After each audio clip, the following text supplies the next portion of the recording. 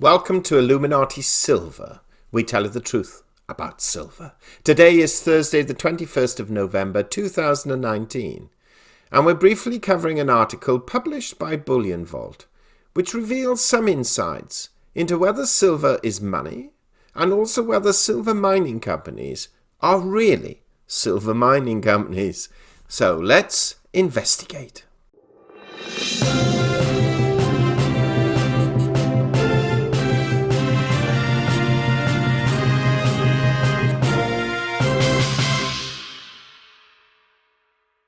Yesterday, we published two videos. The first, entitled Gold and Silver Rise as US-China Trade Talks in Jeopardy, and the second, European and Asian Stocks Fall on US-China Trade Deal Worries, where we highlighted the negative effect a possible delay of Phase 1 of the US-China trade talks are having and could have on equity markets, which could also, however, prove positive for gold and silver prices.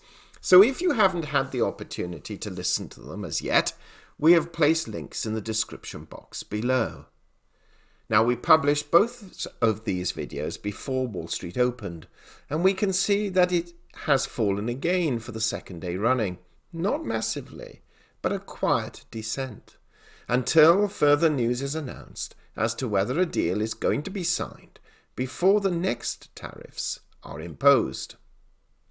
Now today, though, we are very briefly looking at an article published in Bullion Vault, or on Bullion Vault's website, on Tuesday, which we were going to publish yesterday, but we thought the equity market situation was more time relevant. Now in a moment, we shall read the article and share our thoughts. As mentioned, it's published on bullionvault.com and is a brief interview with Mickey Fulp, the analyst behind The Mercenary Geologist, speaking to Maurice Jackson of Proven and Probable for Streetwise Reports, asking about the outlook for silver prices and mining stocks. Now we have to say, they don't really go into those subjects in any great depth, but they do make some interesting points for us all. So here goes as we read the article. Article dated Tuesday, the 19th of November 2019 on bullionvault.com. Headline: Silver, monetary, but not money. And the gold-silver ratio is just what it is. Now, Mickey Fulp, analyst behind The Mercenary Geologist, speaks here to Maurice Jackson of Proven and Probable for Streetwise Reports, asking about the outlook for silver prices and mining stocks.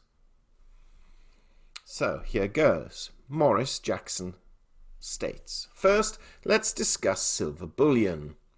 There's a number of speculators in the space, and they're always optimistic about the value proposition. Currently, the ratio of gold to silver prices is what? In the 80s? Mid-80s? Mickey Fulp, 84 as of Friday. Maurice Jackson, what are your thoughts on that? Does that surprise you? Should it be lower? Should it be higher? Or is it in the right place? Mickey Fulp, well, it is what it is. It's what the market says it is. So it's not my point to judge if it should be higher or lower. This is what the market says it is.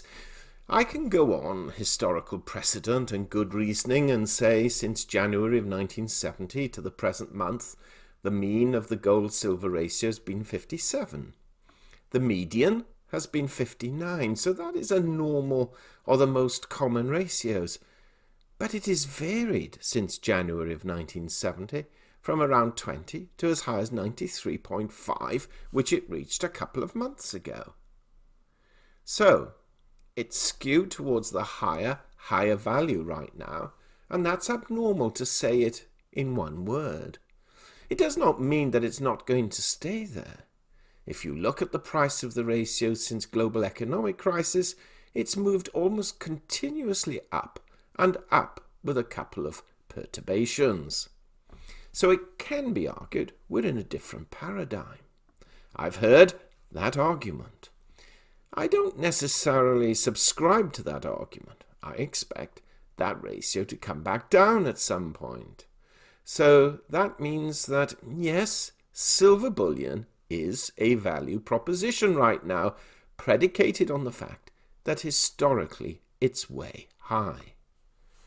But gold remains money, and it's debatable if silver's money or not.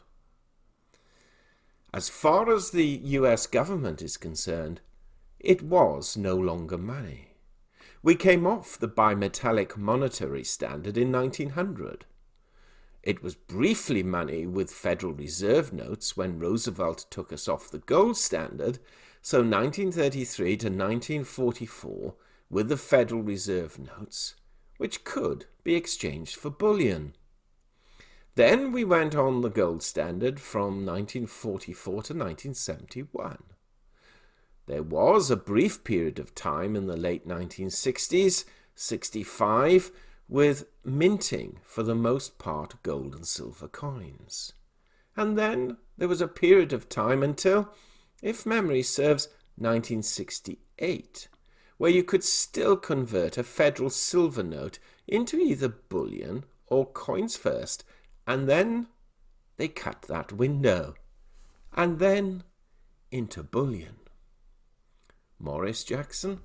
Thanks to Lyndon Johnson, right? Mickey Phelp? Yeah. And so, since then I would argue that silver is not money in the United States, but it remains somewhat a monetary metal. Even though it's used 60% for industrial purposes, mostly consumed in times of economic duress. It follows gold and is usually more volatile than gold. So we all own, or we should own, bags of junk silver and some silver bars, because at some point you'll want to convert that into real money and gold. If you're going to buy bullion right now, I'd say buy silver, buy platinum too. Morris Jackson. Let's switch the conversation now to junior mining, and those in particular that are focused in silver. Mickey Phelp, right. I wrote something recently with a somewhat provocative title. Are these silver CEOs insane or simply buggy-brained? Because the silver miners that exist in North America, or mine in North America, and or South America for the most part, they're not really silver companies. They're lead-zinc companies, of which silver is a byproduct. They could also be copper companies, lead-zinc companies that have byproduct silver, copper companies that have byproduct silver, or gold companies that, should we have, byproduct silver. But that is never the determining metal. You still need, if you're a lead-zinc-silver company, you'd need a lead-zinc smelter. So you're really dependent on lead and zinc prices for a lot of the economics of your production, and in demand for those two metals. And silver, even though it may contribute more of your cash flow, is really dependent on the primary metals. Morris Jackson. So, they're not predominantly silver extractors, correct?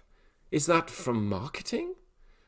Might the nomenclature of the company, with silver in the title, mean the lay investor or speculators thinking this is a silver play, but it's really not? Mickey Phelp. Correct. Well, they're partially silver plays, but yeah, it's a buzzword. It's still viewed as a monetary metal, and it can be argued that it is because while it's not money, it does follow gold.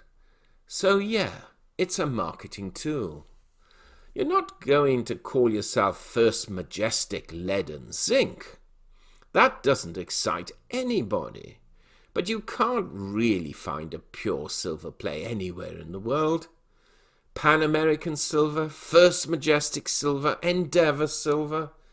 Those are really base metal companies that have significant revenues from silver, and that varies according to the price of silver.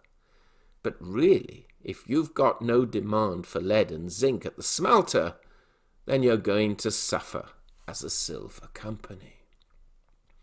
Morris Jackson. Now, if silver extractors and their exploration companies don't have your attention, would you mind sharing what does have your attention? Mickey Fulp. I can go back to the usual things, and that's copper and gold. It's easy to find good gold plays, I think, and I cover a couple of good gold plays. Copper companies are harder to find, but good copper companies cover one of those. And I'm always interested in maintaining my positions in uranium companies. That metal is still a flush down the toilet and will be until we see what happens with the Section 232 national security interests of uranium by the Trump administration. That decision, or the actions on that decision. Morris Jackson. Pending. Mickey Fulp. We're still waiting for. It's been punted first 90 days and now 30 days, and we'll see if it happens in mid-November here. I'm not holding my breath on that. In fact, I'm probably crossing as many fingers and toes as I can. So, Morris Jackson, Mickey Fulp, the mercenary geologist, thank you for joining us today. So, what have we gleaned from this article? Well, firstly, a caveat. We don't all have to agree with Mickey Fulp. He is not some great soothsayer who can predict the future with 100% accuracy, but his views are interesting. These are our main takes from the interview. 1. The gold to silver ratio is not set in stone and has over time continued to rise with fallbacks, but a rising trend nevertheless. It's possible that it may fall back to mean average in the late 50s, but there's nothing to state that it must. 2. Silver is not really viewed as money, but as monetary, especially as around 60% of its demand is for industrial purposes. 3.